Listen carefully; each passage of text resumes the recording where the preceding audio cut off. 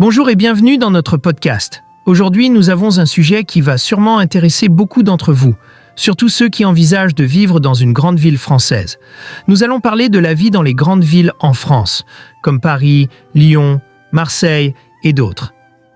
Ces villes sont des centres économiques, culturels et sociaux très importants, mais elles présentent aussi des défis uniques. Pour discuter de ce sujet avec moi, j'ai deux invités.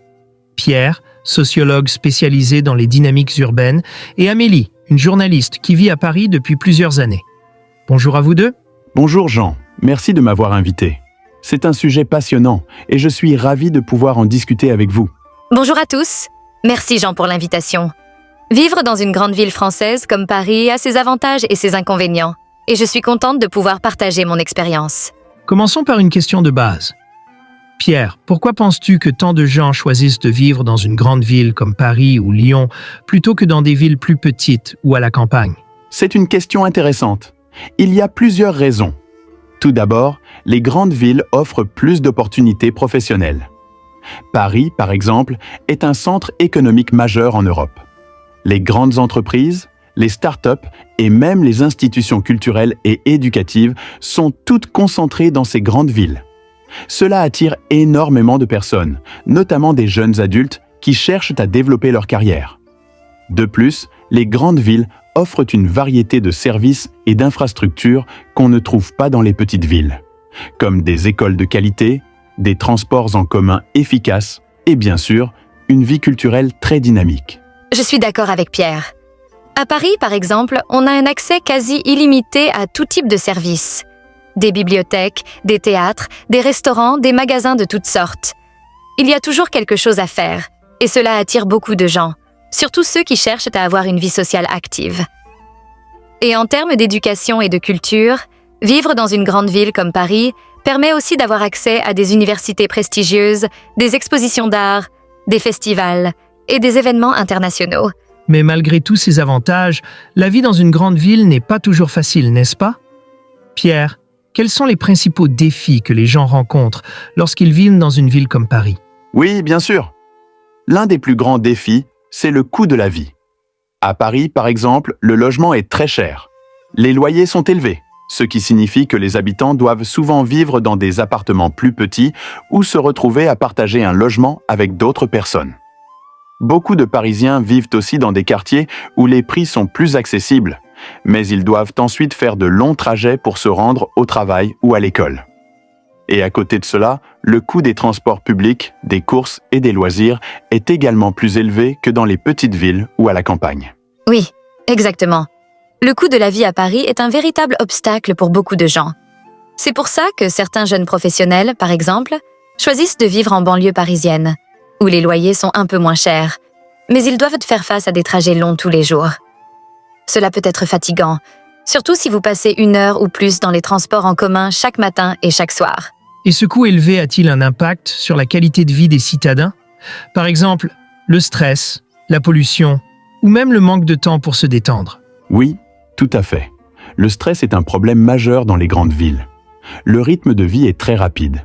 À Paris, par exemple, les gens sont toujours pressés. Il y a cette constante sensation d'être sous pression. Cela peut entraîner de l'anxiété, de la fatigue et même des problèmes de santé mentale. Et puis, il y a la pollution de l'air, qui est un autre défi. Même si Paris a fait des efforts pour améliorer la qualité de l'air, c'est encore un problème, et ça affecte la santé des habitants. Les bruits de la ville, la circulation, les travaux, tout cela contribue au stress quotidien des Parisiens. Oui, c'est un point important. La pollution est un vrai problème, mais ce n'est pas seulement la pollution de l'air. Les bruits constants, les gens qui se déplacent rapidement, le trafic, tout cela crée une atmosphère assez tendue. Il faut aussi mentionner que les espaces verts sont souvent limités, surtout dans certains quartiers denses de Paris.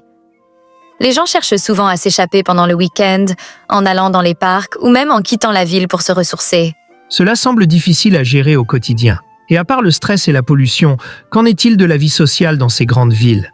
Est-ce que c'est plus facile ou plus difficile de se faire des amis et de tisser des liens? C'est un point intéressant.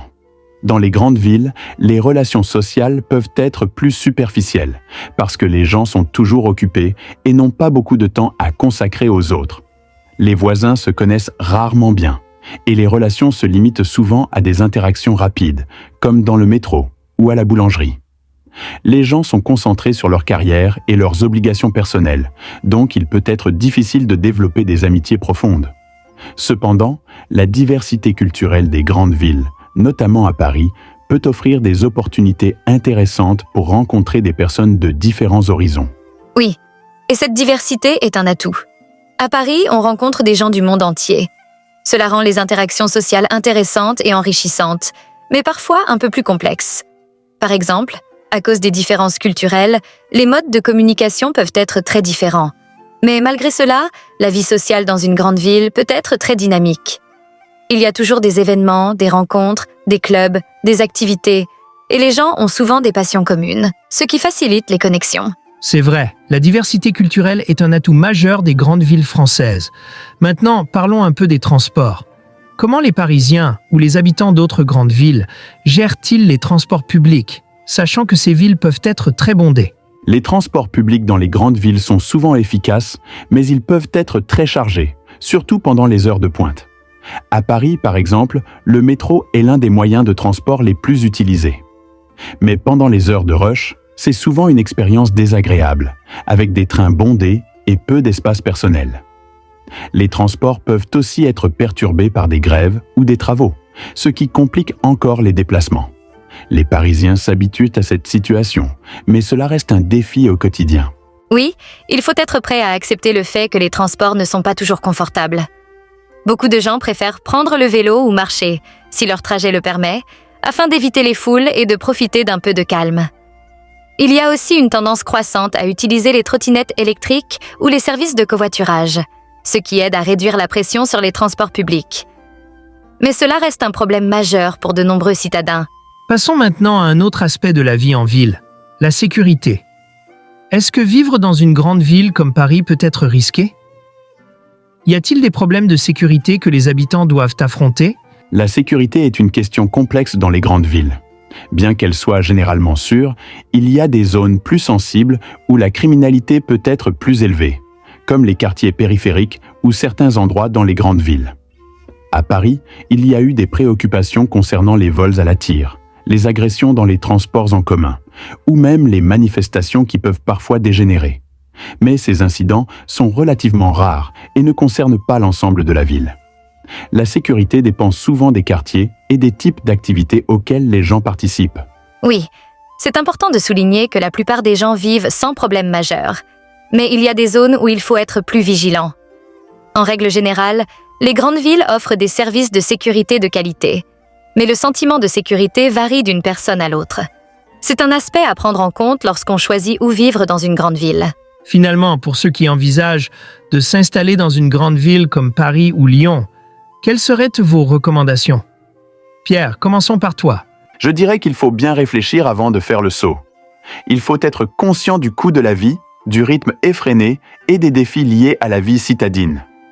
Mais en même temps, il faut aussi voir cela comme une opportunité. Les grandes villes offrent des expériences uniques et un accès à des possibilités que l'on ne trouve pas ailleurs. L'essentiel est de bien se préparer, notamment en termes de finances et de gestion du stress. Et je conseillerais aussi de prendre le temps de découvrir la ville avant de s'y installer. Visiter différents quartiers, comprendre les avantages et les inconvénients de chaque zone, et se renseigner sur les aspects pratiques comme les transports, les écoles et les services de santé. Cela permet de prendre une décision éclairée. Merci beaucoup, Pierre et Amélie, pour cette discussion enrichissante. C'était très intéressant d'entendre vos perspectives sur la vie dans les grandes villes françaises. Merci à toi, Jean, et à bientôt. Merci à tous et à la prochaine.